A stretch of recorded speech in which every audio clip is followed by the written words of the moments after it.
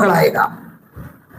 कुरान करीम में अल्लाह ने यही तो कहा कि जिसकी किताब उसके दाएं हाथ में मिल गई वो क्या है, खुशी के मारे लेता घूमता हुआ फिरेगा और कहेगा पढ़ लो मेरी किताब, ये पढ़ो मेरी किताब, मैं इसके अंदर कामयाब हो गया।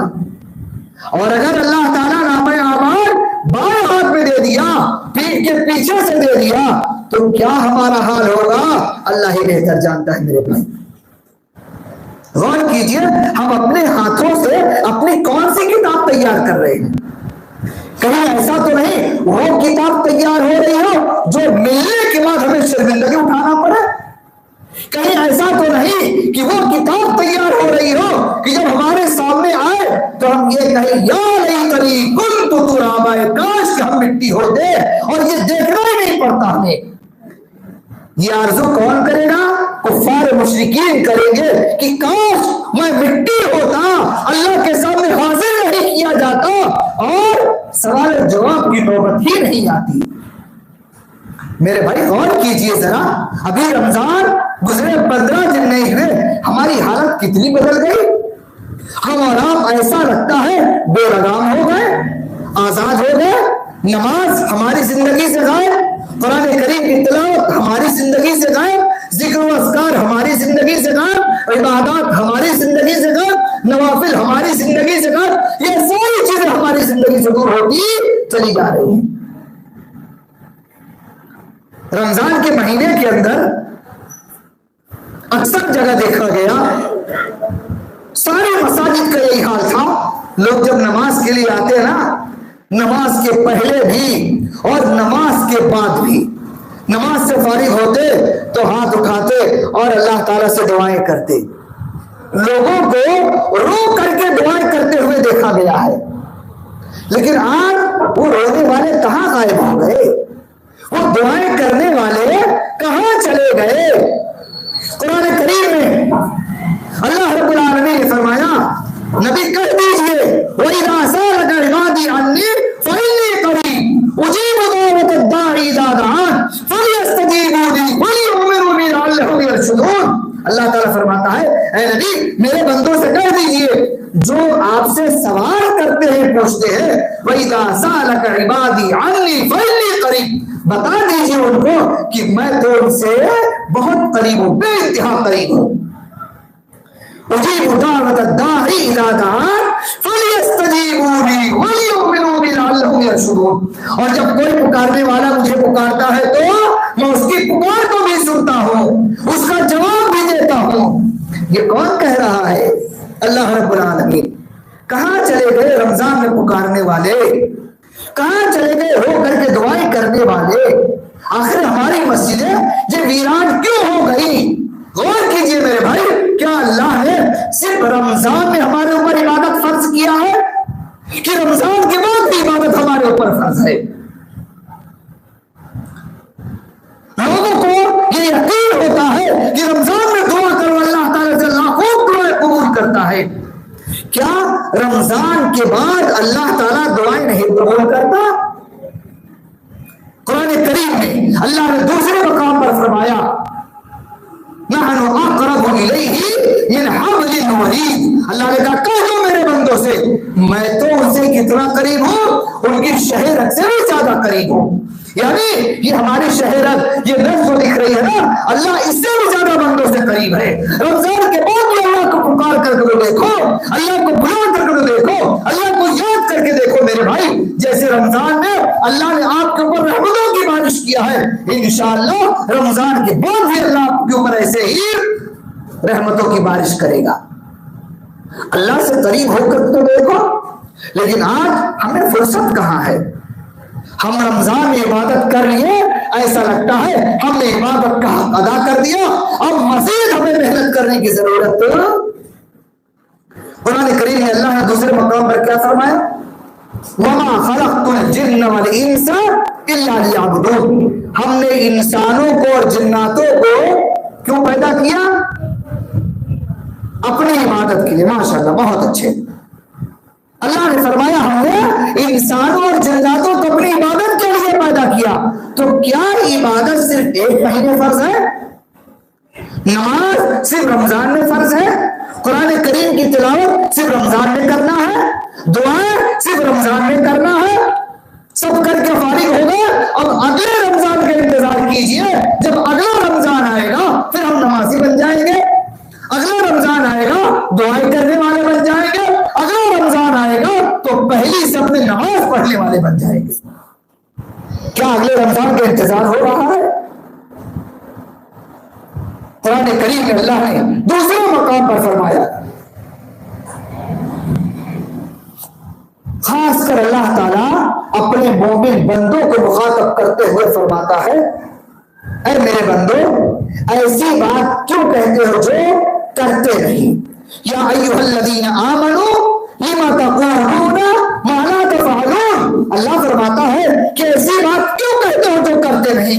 और रमजान में अक्सर को नेकी की तरफ बुलाते हुए देखा गया, रमजान में अक्सर को इबादत करते हुए देखा गया, रमजान में अक्सर को अल्लाह से लो लगाते हुए देखा गया, और रमजान में लोगों को एक दूसरे को भलाई की तरफ नेकी की तरफ दावत देते हुए देखा गया।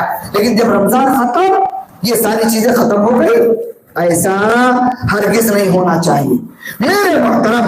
रमजान हो या गैर रमजान हो, एक मोमिन की हालत हमेशा एक जैसी होती है, कोई तब्दीली उसके अंदर नहीं होती है। और दूसरी बात, ये हमारे छोटे छोटे बच्चे, ये मासूम बच्चे जिनकी उम्र आज 7 साल 8 साल 10 साल है, ये छोटे छोटे बच्चे और बच्चियां जो हैं ये अल्लाह की तरफ से हमें एक अमानत के तौर पर मिले हैं। हमारी औलाद अल्लाह की तरफ से हमें एक तोहफा, एक अमानत मिली है। और अमानत में खयानत जायज है? नहीं जायज है।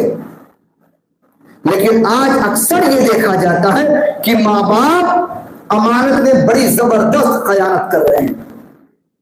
रमजान में यही माँ बाप नमाजी थे तो औलाद भी नमाजी थी। रमजान गुजर गया, माँ बाप नमाज से दूर हो गए तो औलाद भी नमाज से दूर हो गई। क्या ऐसा नहीं हो रहा है? रमजान में बाप मस्जिद आता था, बेटे का हाथ पकड़ करके लेके आता था, लेकिन रमजान के बाद बाप भी गायब और बेटा भी मस्जिद से गायब हो गया। तो बताइए क्या ये खयानत नहीं है? मेरे मोहतरम एक मिसाल मैं आपको देता हूं। हजरत इमाम बुखारी रहमहुल्लाह, नाम सुना है सबने?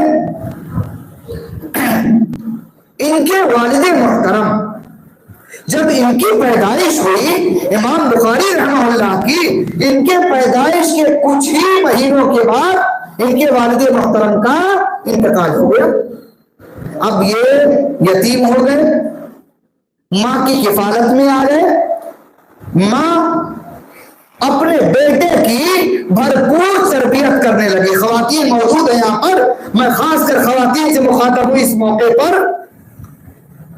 एक औरत का किरदार क्या होना चाहिए, औलाद की तरबियत में माँ का किरदार क्या होना चाहिए, इस वाक़े से अंदाजा लगाइए। बाप नहीं है, इमाम बुखारी रहमतुल्लाह के वालिद का इंतकाल हो चुका है, बाप नहीं है, सिर्फ माँ है, और माँ अपने बच्चे की तरबियत कर रही है। छोटा बच्चा है, दूध पीता बच्चा है।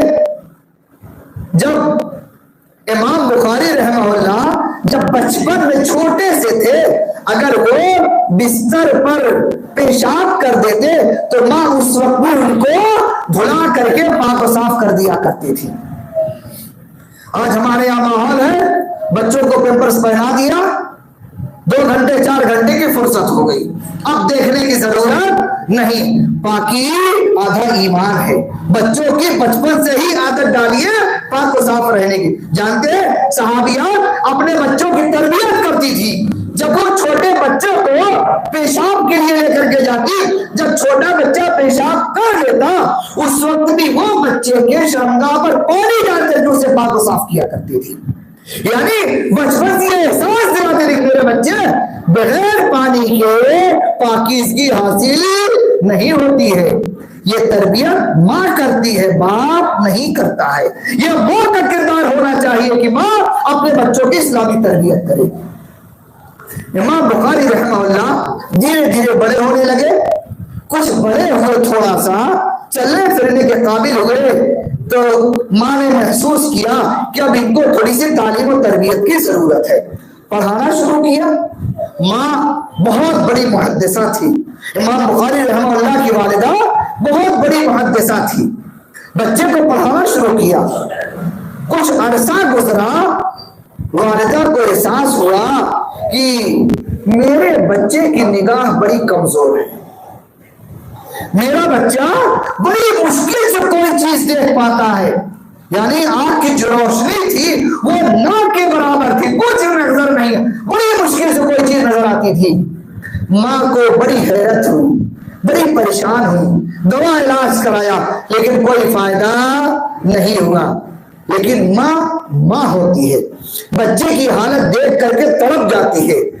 माँ को एहसास हुआ मेरे शौहर नहीं है, बेटा है, किफालत की जिम्मेदारी मेरी है, तरबियत की जिम्मेदारी मेरी है, इसका दवा इलाज मुझे कराना है। भरपूर कोशिश किया लेकिन कोई फायदा नहीं हुआ। और इमाम बुखारी